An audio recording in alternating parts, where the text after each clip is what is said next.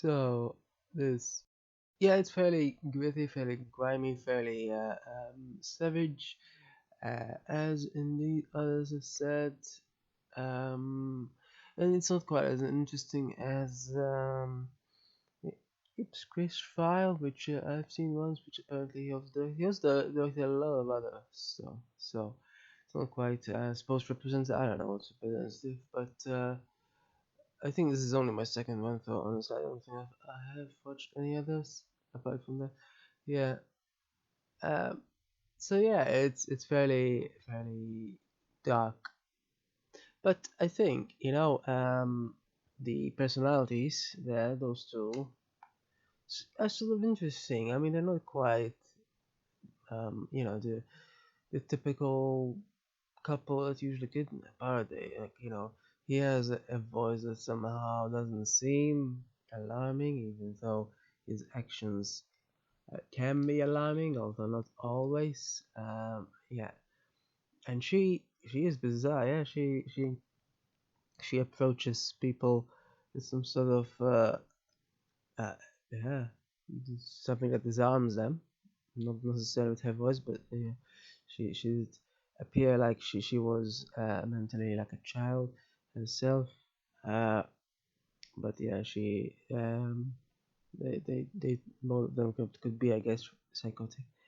Uh, and apparently she thought she was pregnant herself somehow, and he was playing along, I think, unless he also believed that. But it seems like they sort of work together, I guess, somehow, until of course one of them took over.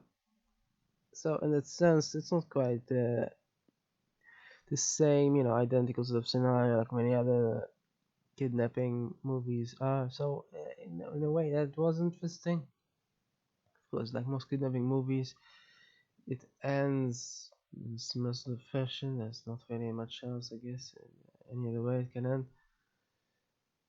But yeah, I mean, it's not exactly worst kidnapping movie ever. It's fairly obscure though, apparently.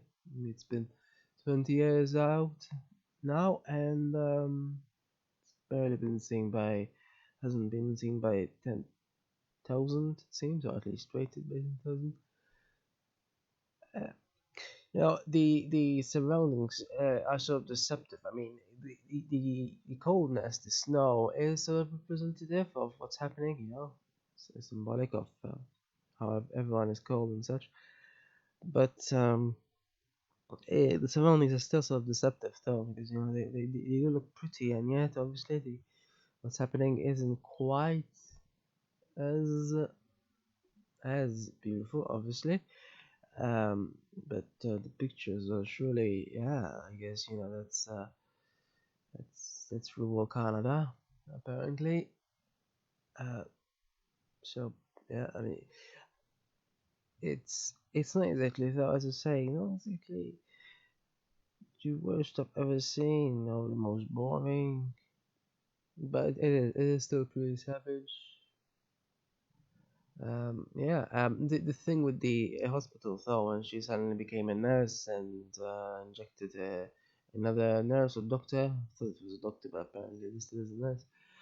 That was a bit unbelievable. I mean, how did she just suddenly know where she was, etc., and suddenly somehow get a uniform, unless she knocked out someone else before? Yeah, that bit is, I think, the most unbelievable, I suppose. I don't know, possibly. Other than that, yeah, it was also unbelievable was the fact that they said there was a body in the burning car. Uh, Presumably they do a DNA analysis now in real life. It's not like they're going to bury someone and they're just convinced it's someone based on what? Just the fact that it's their car. I don't think that works like that. But I don't know. It's a movie anyway. So yeah, those couple of things are a bit unbelievable. Other than that, um, yeah, I suppose it is gritty, but it is what it is. Yeah. So anyway, yeah, that is Court, also known as hide and seek. Quite obscure.